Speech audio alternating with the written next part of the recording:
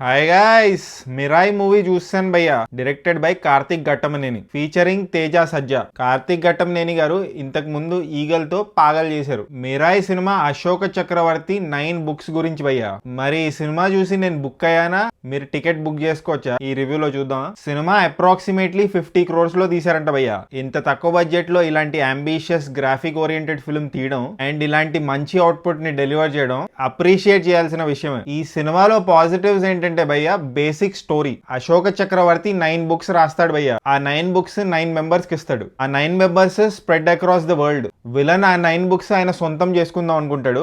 8 books ఆయన సొంతం చేసుకుంటాడు. 9th బుక్ సొంతం చేసుకున్నాడా లేదా, హీరో విలన్ కి ఆ బుక్ దక్కకుండా ఏం చేస్తాడు అనేదే మిరాయి మూవీ. ఈ బేసిక్ స్టోరీ ఏదైతే ఉందో బాగుంది భయ్య.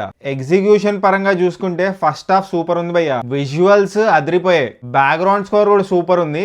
ఎస్పెషల్లీ మంచు మనోజ్ గారి ఎంట్రీ ఉంటుంది, అక్కడ సూపర్ ఇచ్చారు. బ్యాక్గ్రౌండ్ స్కోర్ చాలా బాగా నచ్చింది నాకు. అది గెటప్ సీను గారు ఉంటారు భయ్య ఫస్ట్ హాఫ్ లో. ఆయన 1 లైనర్స్ బాగున్నాయి, నవ్వు తెప్పించాయి. కానీ నాకు ఎందుకో ఆయన కమీడియన్ సత్యాన్ని ఇమిటేట్ చేసినట్టు అనిపించింది. సినిమా మొత్తంలో ఒక solid 4 to 5 goose bump moments ఉంటాయి భయ్య. ఇప్పుడు ఈ సినిమాలో నెగటివ్స్ ఏంటంటే భయ్య, సినిమాలో ఫ్లాష్ బ్యాక్ పోర్షన్స్ చాలా లెందీగా ఉన్నాయి భయ్య. ఎంత లెందీగా ఉన్నాయంటే ప్రెసెంట్ పోర్షన్ మర్చిపోయాను నేను. డబ్బింగ్ కూడా బాగాలేదు భయ్య. ఏదో డబ్బింగ్ సినిమా చూస్తున్నట్టు అనిపించింది. చాలా మంది క్యారెక్టర్స్ లిప్ సింక్ లేవు. సూపర్ హీరో సినిమా అంటే సూపర్ పవర్స్ ఎక్సైటింగ్ గా, ఇంకా కొత్తగా, ఇంకా క్రియేటివ్ గా ఉండాలి కదా భయ్య. కానీ ఈ సినిమాలో సూపర్ పవర్స్ అంత ఎక్సైటింగ్ గా లేవు భయ్య.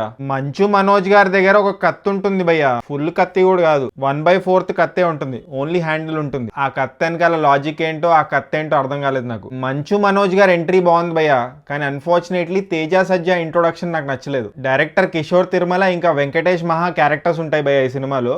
చాలా ఇరిటేటింగ్ అనిపించాయి అండ్ చాలా అనవసరంగా కూడా అనిపించింది. మంచు మనోజ్ గారు ఈ సినిమాలో విలన్ భయ్య. ఆయనకి అశోక చక్రవర్తి గారు రాసిన బుక్స్ కావాలి, కానీ ఆయన మన ఇంటి పక్కన బుక్ షాప్ ఉంటుంది కదా, ఆ బుక్ స్టోర్ కి వెళ్ళి బుక్ తీసుకున్నట్టు తీసుకుంటాడు. అంత సింపుల్ గా. కొంచెం డిఫికల్టీ లెవెల్ పెంచాల్సింది. It was too easy. And ఈ సినిమాలో ఒక స్టిక్ ఉంటుంది భయ్య, దానికి సూపర్ పవర్స్ ఉంటాయి.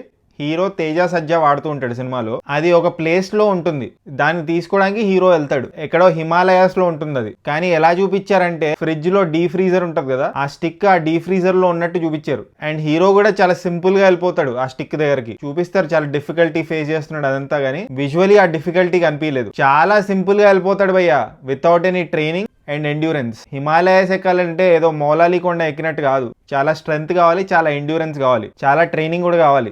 మిషన్ ఇంపాసిబుల్ ఫైనల్ రెకనింగ్ అని టామ్ క్రూజ్ గారిది ఒక మూవీ ఉంది భయ్య, రీసెంట్లీ వచ్చింది ఆ మూవీ. దాంట్లో ఆయన ఒక ఓషన్ లో సబ్మెరీన్ ఉంటది, ఆ సబ్మెరీన్ దాకా వెళ్ళడానికి పిక్చర్ ట్రైన్ అవుతారు సినిమాలో. ఆ ట్రైనింగ్ పోర్షన్ కూడా చూపిస్తారు. అప్పుడు మనకు బిలీవబిలిటీ ఉంటుంది. ఓకే, ఈయన ఓషన్ లో దూకాడు, సబ్మరీన్ దగ్గరికి వెళ్తున్నాడు అంటే ఒక బిలీవబిలిటీ ఉంటుంది. మిరాయి సినిమాలో ఆ బిలీవబిలిటీ ఉండదు.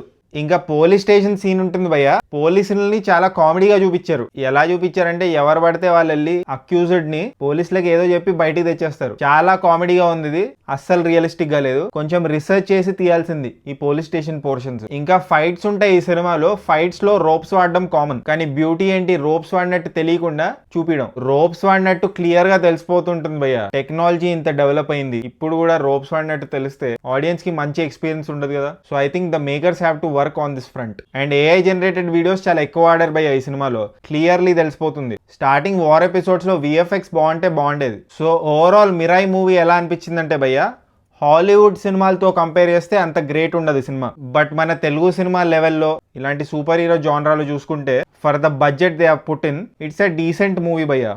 Solid 4 to 5 goose bump moments ఉన్నాయి. అందుకే ఈ సినిమాకి నేను ఇచ్చే రేటింగ్ 2.98 టమాటోస్ భయ్య. ఇది నా feeling about Mirai movie. Kishkindhapuri movie review కూడా పెడతాను. ఒకవేళ మీరు ఈ సినిమా చూస్తుంటే మీరేంటి టమాటో ఇస్తారో కామెంట్ చేయండి. అండ్ జస్ట్ ఇన్ కేస్ ఇంకా సబ్స్క్రైబ్ చేసుకోకపోతే సబ్స్క్రైబ్ చేసుకోవచ్చు కదా.